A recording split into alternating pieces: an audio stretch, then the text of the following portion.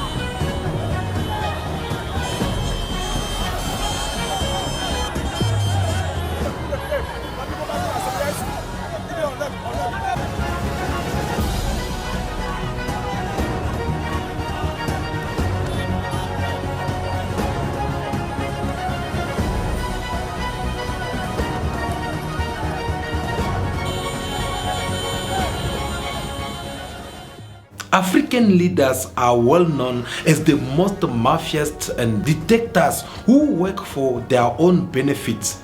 Leaders who believe in stealing the little money which they're supposed to be providing for their nations in order for them to go ahead and build different mansions. Or yes, they are good at building different palaces because they want to show it off. They want to show it off because they want to compete against one another. They want to see who have built a better palace than the one of a Kandla, or who have built the most biggest palace than the one of the former president of Tunisia. Even though the history is showing us otherwise, they seem not to learn from the former presidents who have also stolen from their people. For an example, Mobutu Sese Seko, the former president of Zaire, a man who had built the most biggest palace in the forest of Equatorial.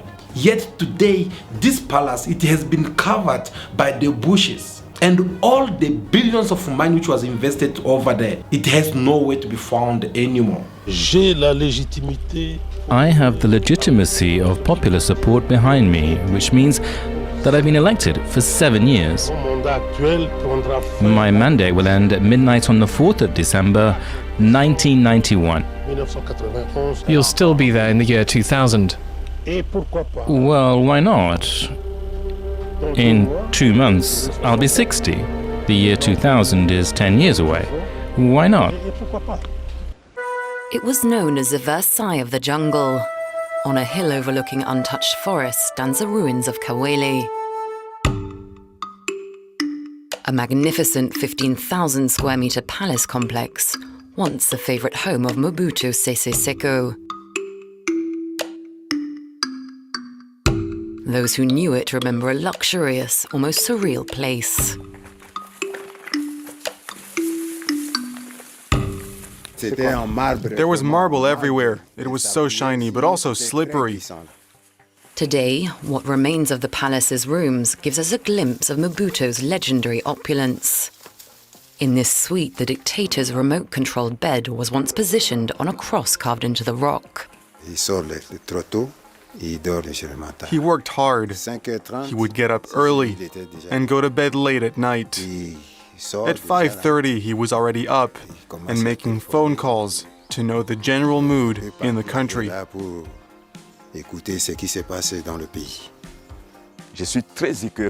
I'm very upset because I know how his residence used to be.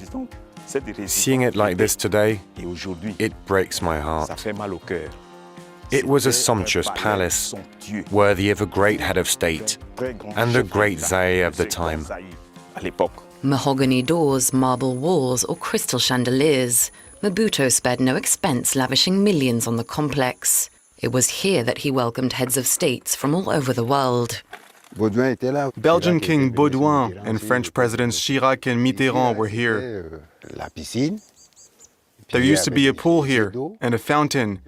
When there was a party, people would gather around to eat.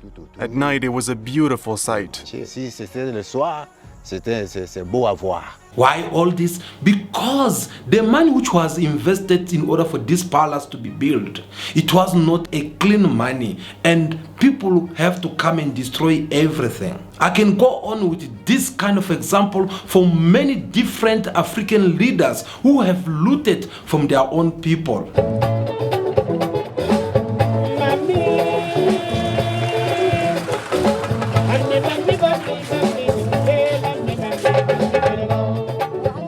Welcome to the Gambia, land of sun, sea, sand, and a president who claims he can cure AIDS.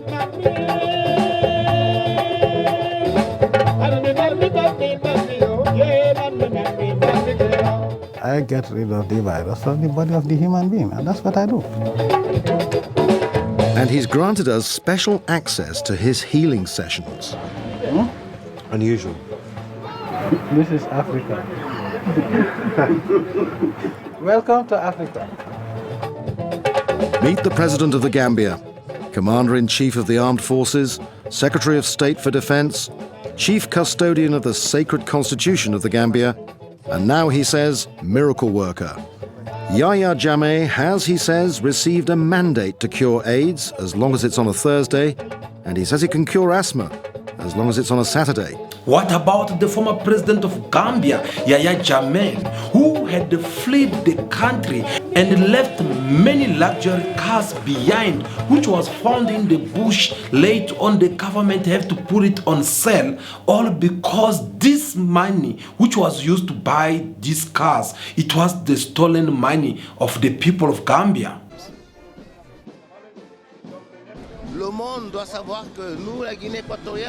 His son has it all. Luxury cars, houses abroad, and even a glove worth $275,000 US.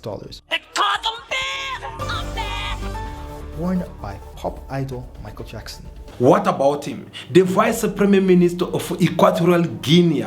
This man is well known as the Instagram player boy. Why he have to be named by this name? Of course, it's because of his luxury life that he's been busy showing on the social media. He hosted strippers in the house. He invited different guests, celebrities from all over around the world to come and groove with him. Now, Swiss prosecutors have seized 11 luxury cars belonging to the vice president of Equatorial Guinea. Traore Nguema Obiang, who's also the president's son, is being investigated for money laundering accusations.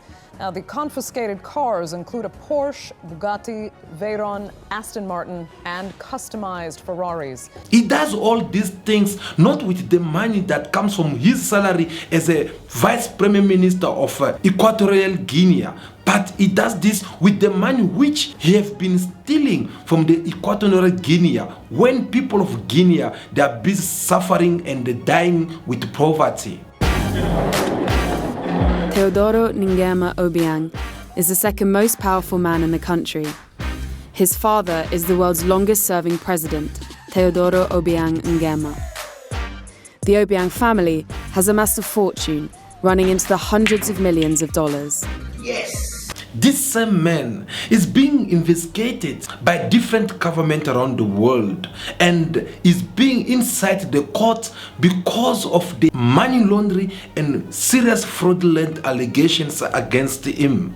The United States of America, who have to seize one of his property, he bought a highland which is in the value of 308 million US dollars. In France, he bought a full area which has the biggest hotel in the street of Paris in the worth of 560 million US dollars. What about Switzerland, where they have to seize different luxury cars? Was that all or was that enough? No. Why? Because last year in the United Nations General Assembly, this man have to go and represent his father in order for him to deliver the state's address to the entire world in behalf of the Equatorial Guinea. And this man, during his days there, when other head of the state, they were trying to discuss matters which concern their countries, well, the man was busy living his luxury life. And with his ultra-luxurious lifestyle, Obiang has now landed himself in another controversy. This after he stayed in a $75,000 a night penthouse when he flew to New York to call for more aid for Africa. Obiang, who goes by the name Teddy, traveled in a private jet to the States, stayed in one of the world's most opulent Mark Hotel. The hotel's 2-floor penthouse has 5 bedrooms, 4 fireplaces, 6 bathrooms, a living room that can be converted into a ballroom, and a rooftop terrace overlooking Central Park.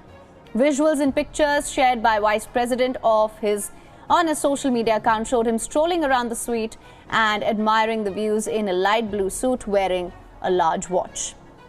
Now, tell me something. When you look at this Vice President of Equatorial Guinea, what difference is between him and this Nigerian scammer Hush Pop?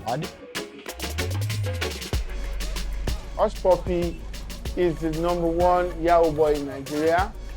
He's a role model to every Yahoo boy in Nigeria. There are ways to look at Hush Puppy not as some kind of hero, but you can respect some of the things that he did and the way that he thrived in our current. One of the things people would ask me was, why did he post to Instagram? Like, he should have just kept a low profile. My answer ultimately was, why do you post on social media? I mean, he was doing it for the same reasons we all do it, to get some response from people, to feel his place in the world grow and be respected. G for Gucci, you know? When you look at the story from one layer, it's very simplistic, but the deeper you get into it, the more you see the complexities around how someone like Hush Puppy exists in the modern world. I believe you have the answer already. But is he the only one who's in this kind of situation? No. What about the former president of Tunisia, President Ben Ali, who had fled, and once his palace was being attacked, they had to find... This is where former President Zain al-Abidin Ben Ali used to live. Ben Ali and his wife had a passion for overstated luxury. This hall is packed with antiques, works of art, porcelain vases, and gifts from monarchs and wealthy businessmen. Now, the palace and the priceless items inside are for sale. And it was not only the money which was found in his palace, but there were also a lot of luxury cars, luxury borders, a lot of things which later on they end up putting it for auction.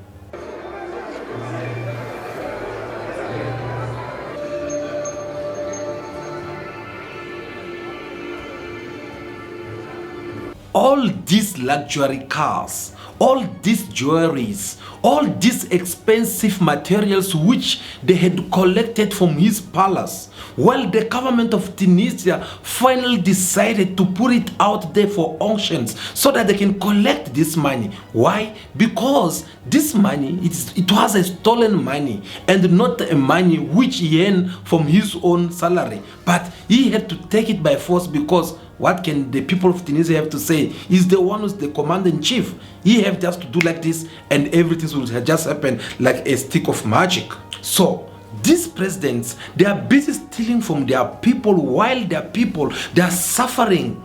While their people, they have a lot of number of unemployment, yet them they are able to steal alongside with their siblings or their side chicks or their wives, or should I say their family. For an example, President Ben Ali's nephew, who was also one of the big thieves in this government. This is the looted villa of Moaz Ben Ali, the nephew of the former Tunisian president.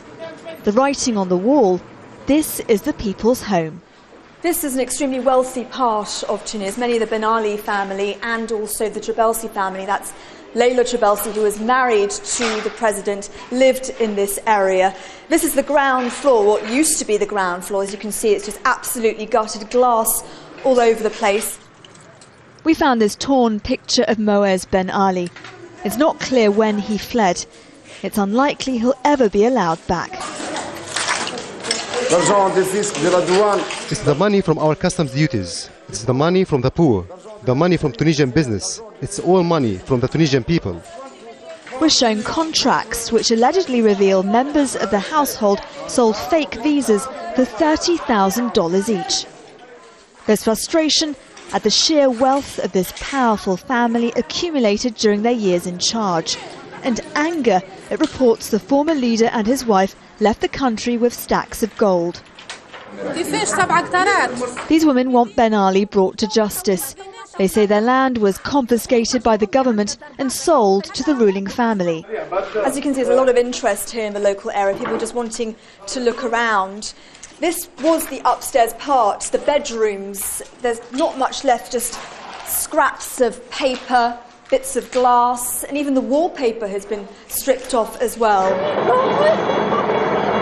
It is an extraordinary reversal of fortunes for a family that dominated for so long. So it was stealing alongside person that just come in my mind. And here I'm talking about Joseph Kabila. Look at this man.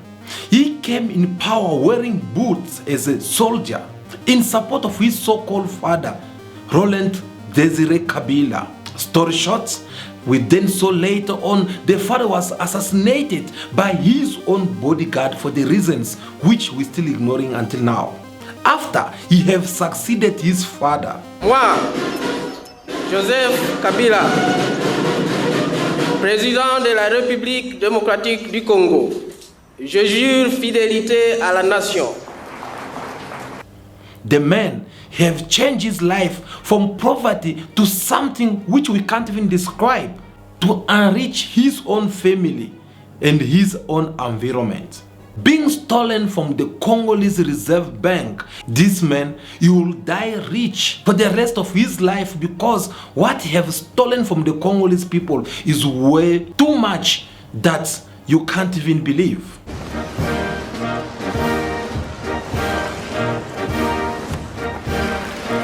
Joseph Kabila, former president of the Democratic Republic of Congo, a giant of African politics for nearly 2 decades, and reportedly a billionaire.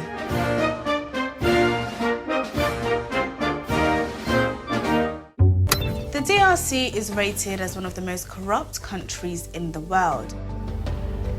It is rich in natural resources, but the majority live on less than $2 a day. Hospitals and schools are chronically underfunded, and the infrastructure is poor. This is a huge alarm for the DRC, for the public, for Congolese like myself, for anybody. This is alarm bell, and something must be done. There must be an investigation to get beneath the surface, because everything we have seen could be just the top of the iceberg. There could be more. Guys, what I'm trying to say here is that there is not that much African leaders who are having a clean name when it comes of them stealing from their own people. If they are there, maybe there is 5% out of 100% that remain more honest. African leaders are well known for stealing from their own people, and once they steal all these things, they are going to invest it to their own masters, which is the Western. And this same Western, once they are tired of them, they end up seizing all this property, as we just show you from different footage and the report which we just play for you. Now, this takes us to the question 1 which we asked earlier on. Why is Ibrahim Traoré winning so far? And what lesson can greedy African leaders have to copy or learn from this young man? That is a very capital question, because if you look very well right now, you'll see that Ibrahim Traoré is winning. Is winning and winning again from all the activities that is taking place right now. Ibrahim Traoré seems to be winning the trust of Africans who are seeing something more worth it. They are seeing a man of dignity. They are seeing a man who's trustworthy. And for people of Africa, but let us just focus on the basic. And please note in mind that we're not saying that Burkina Faso it is now a paradise. We're not saying that people are not suffering in Burkina Faso. We're not saying that people are living a better life in Burkina Faso. No, but the kind of seed which Ibrahim Traoré have planted so far, it is a seed which it is promising for a bright future for the entire Burkina Faso people, and why not for the Africa continent. Ibrahim Traoré, since he came in power, he had also the opportunity to behave such as the former president of Republic of Congo, who was also a soldier and ended up changing his lifestyle after becoming power by, for example, maybe finding himself a better life, living a luxury life by driving expensive car and do all these expensive things that we see African leader keep on doing around. But Ibrahim Traoré, he refuses to do so. He remains in his own simple life, which he's been living for all these years. This man, he did not choose either to buy any expensive land in order for him to build a palace. Ibrahim Traoré, his children still going to the same school which they were going all this time before their father took over the power. Don't you think that is very strange? Because they will have also choose to go to all this expensive school, but he preferred them to remain in the same position as the one they used to be all this time. As the head of the state, all the head of the state in Africa, they have their basic salary. And this salary, most of these African leaders, they don't even want their people to know how much it is their salary. Do you know why? Because this is a way which is going to make things easy for them to continue stealing from their own people. Because once the people of their country have to get to know how much is the salary of their president, of course everyone now will start calculating if they have to see a president spending this much of money by buying maybe one of the luxury cars. Everyone will come and ask, Mr. President, where did you get this money from? Because we know your salary is about 8 million and this car is about 150 million. Where did you get the rest of the money? So they don't want anyone to know about their salary. But is that the case with Ibrahim Traoré?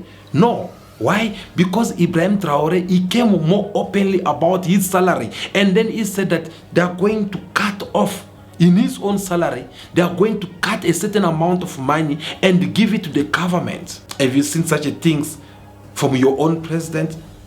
Depending on which country you're watching us from. Tell us what you think about it in the comment section. Do you think your president can do such a things? I can only imagine all your answers coming like no, no, no, no. Of course, because these people, they don't want to behave like Ibrahim Traoré. Captain Ibrahim Traoré, instead of him trying to change his life, stealing money from his people and do something else, but this man is actually taking every effort that he have and every money that's supposed to be stealing, using it by helping people who are in need in order for him to develop the economy of his country. Guys, remember, China did not get where they are today without agricultures. Because in China, it is all about agricultures. If you can't cultivate, you are not being considered as a true citizen. And today, China, they are one of the most powerful nations in the world when it comes to the economy, because food in China is nothing. They have enough food in China to the point that they start exporting it outside of China. And that strategy, it is what Captain Ibrahim Traoré had to apply by going to buy all these farming machines. And he came with them instead of him maybe using it for the state so that they can have different farms around the countries. But he went with it and said that I'm going to give it to everyone who have the farm. And the government will make sure that they will provide everything that these people need. What is the petrol? What is the service for the engine or anything as you wish to call it? And these farm engines, they are just there to help all these people in order for them to cultivate even more different foods. And it's doing all this without them being charged. Imagine that kind of ideology. Do you think these all African leaders that I just show here, they can be able to have that kind of initiation in their mind? No. Instead, they'll think on how they have to go to the United States of America and live that luxury life. Imagine this man, he went there, he spent $75,000 US in a night. Do you know how much money is that? That's a very big property in Africa. You can build even about 100 and something schools in Africa continent. Go in his country and check how many schools are there. Yet these men have to go all over America or Europe and spend this kind of money. And that's what make Ibrahim Traoré become even more unique. Because when all these things are happening, Africans are not blind.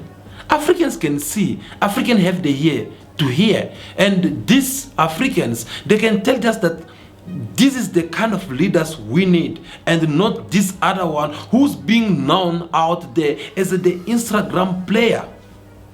Not an excellency, Mr. Prime Minister, but a social media influence who have to come and show people around about his luxury life. Ibrahim Traoré have done so much to the point that he even cut all the ties with the Western from the moment when they refuses to support him to fight these terrorists who've been causing a lot of drama in Burkina Faso and in the Sahel region. Burkina Faso who have to come and suffer in the hands of the Western because they did not want them to buy even the guns. They sanctioned the government of Burkina Faso. But Ibrahim Traoré is like, no, instead of me taking this opportunity and stealing all the money which is supposed to be used to pay the different fighting weapons, well, I'm going to take this money and use it for something else. But as for the US, as for France and all the Westerns, this is your punishment. You have to stop them from not taking his minerals. Do you see your president as African president doing such a things?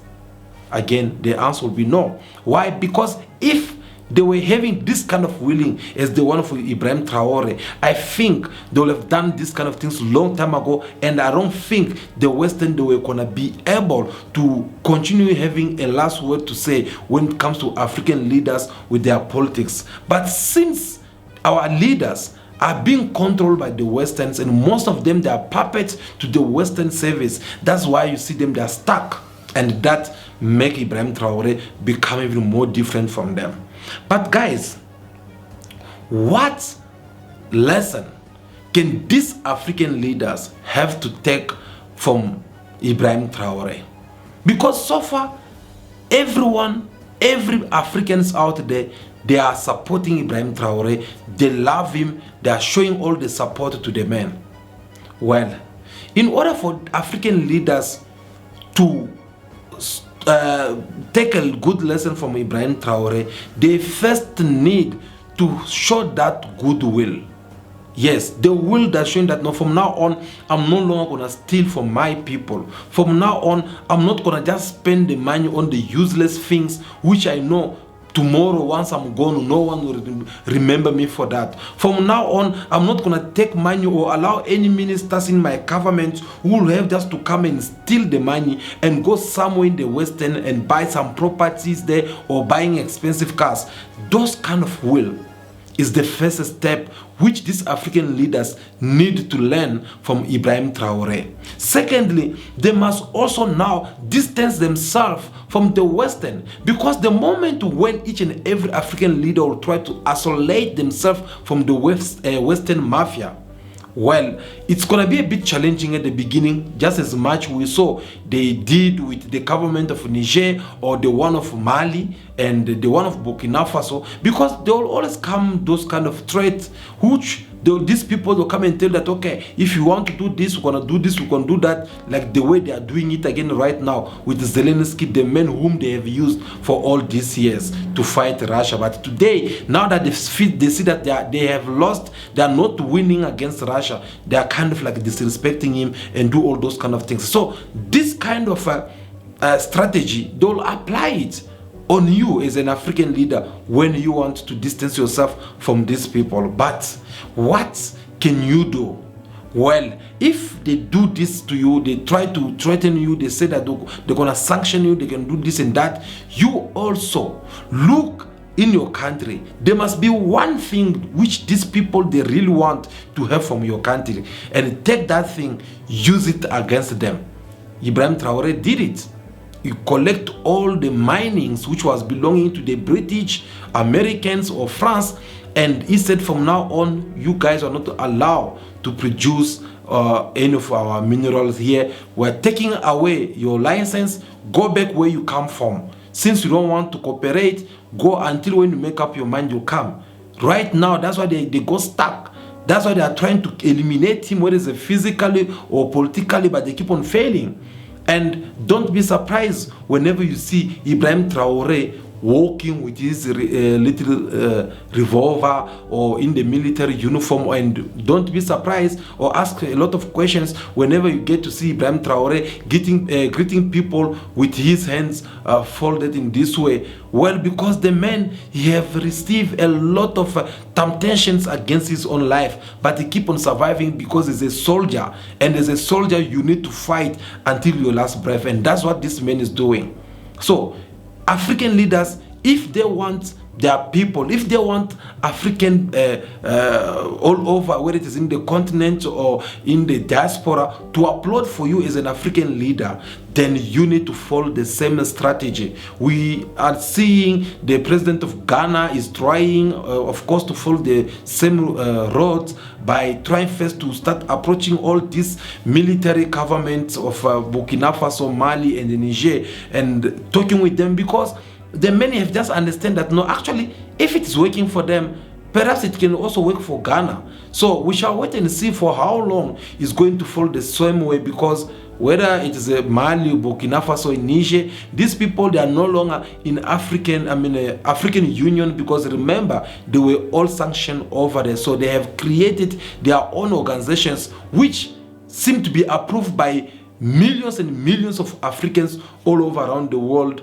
because we can see the goodwill that this government of militaries is manifesting compared to these civilian politicians in the suit and beautiful ties, but their actions are so rotten, their actions are so ugly to the point that you don't even feel proud to be part of Africa, because they kind of like destroying the dignity of Africans. They kind of like neglecting the life of Africans, preferring the Africans' life to be more miserable. Yet them, they are living that luxury life with their families. That has to stop. And Ibrahim Traoré have shown that goodwill. He have shown the road away. So whoever who want people of Africa to like or support him, the choice is very simple. They will just have to do that by doing what is right. And once people of Africa or people of their country start noticing it, of course, we'll be also talking about them in a good way. Guys, this was very important conversation that we had with you. I believe you know a couple of African leaders who've been living this kind of life from one moment to another. Some of them, their property are being seized all over around the world. Please tell us also your own story that you are more familiar with, which we did not mention about here. Just drop us the comment in the comment section. Share also your thought with us on what lesson can African leaders have to learn from Ibrahim Traoré. I believe that will be all. Thank you so much for your time. I really appreciate your presence. Continue to watch our next videos. I'm looking forward again to see you all. If this is your first time to be on our channel, just keep in mind that this is a Pan-African platform where we get to discuss about matters that concern Africa and African all over around the world. So we are inviting you to join this big family of Cool Bars TV. But above all, don't leave without you liking this video. Give us your thumbs up. We'll really do appreciate that. I believe that will be all for now.